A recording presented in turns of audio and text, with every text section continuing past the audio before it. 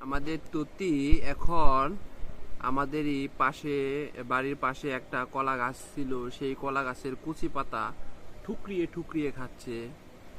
এই হাঁসটা হচ্ছে চীন হাঁস। এরা প্রায় 4-5 কেজি ওজনের হয়ে থাকে, অনেক বড় আকারের হয়ে থাকে। এরা অনেক উঠতে পারে, অনেক শক্তিশালী। এদের শরীরে প্রচুর পরিমাণে রক্ত। মাংস খেতে খুবই সুস্বাদু। হাঁসগুলো খুবই খুবই স্বাদের একটা হাঁস।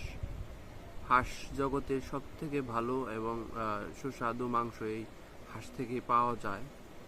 তো হাঁসগুলো প্রাপ্তবয়স্ক হতে প্রায় 4-5 মাস সময় লেগে যায়। এরা অল্প সময়ে অনেক বড় আকারের হয়ে থাকে।